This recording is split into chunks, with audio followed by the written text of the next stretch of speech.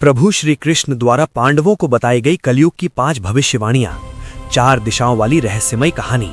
क्या आपने कभी सोचा है कि कलयुग के संकेत हजारों साल पहले ही बता दिए गए थे? क्या आपने कल्पना की है कि श्री कृष्ण ने पांडवों को भविष्य दिखाने के लिए 5 दिशाओं में भेजा था? और सबसे चौंकाने वाली बात, जो उन्होंने देखा वही आज हमारी दुनिया बन चुकी है। श्री कृष्ण भगवान विष्णु का 8वां अवतार। महाभारत का युद्ध समाप्त हो चुका था, धर्म की विजय हुई थी, लेकिन पांडवों के मन में एक प्रश्न उठ रहा था। हे प्रभु, अब आगे क्या होगा? युधिष्ठिर ने हाथ जोड़कर पूछा, कलयुग कैसा होगा भगवान? श्री कृष्ण मंद मुस्कुराए और बोले, कलयुग को समझना है तो तुम्हें उसकी झलक देखनी होगी।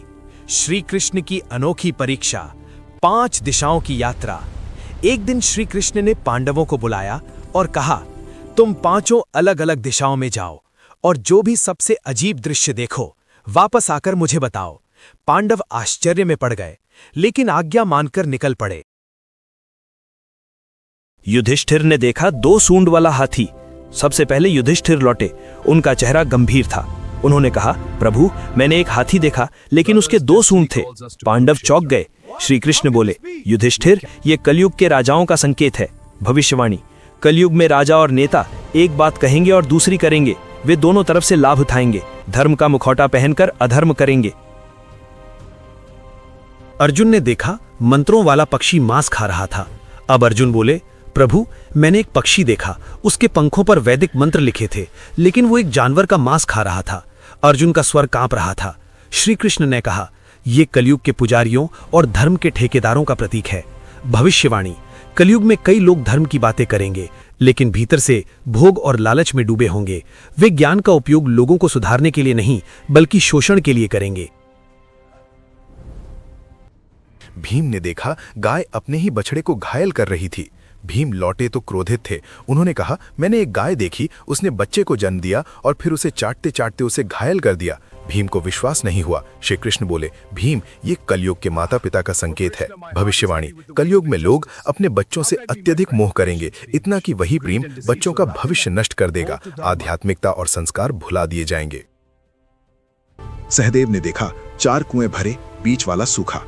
अब सहदेव बोले, प्रभु, मैंने 5 कुएं देखे, 4 कुएं पानी से भरे थे, लेकिन बीच वाला कुआं पूरी तरह सूखा था। श्री कृष्ण गंभीर हो गए। भविष्यवाणी, कलयुग में अमीर और गरीब साथ रहेंगे। अमीरों के पास धन की नदी होगी, लेकिन गरीबों की प्यास नहीं बुझेगी। दान और करुणा समाप्त हो जाएगी। नकुल ने देखा विशाल चट्टान को छोटा पौधा रोक रहा था। अंत में नकुल बोले, प्रभु, मैंने पहाड़ से गिरती विशाल चट्टान देखी, लेकिन वो एक छोटे से पौधे से रुक गई।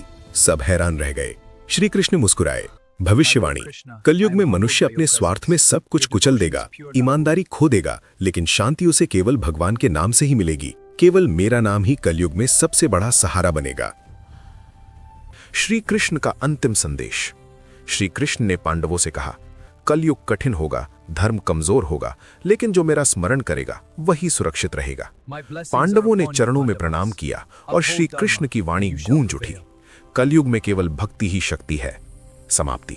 ये थी श्री कृष्ण की 5 भविष्यवाणियां, जो आज भी हमारी दुनिया में सच होती दिखती हैं।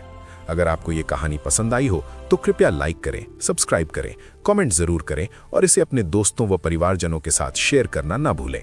नमस्कार।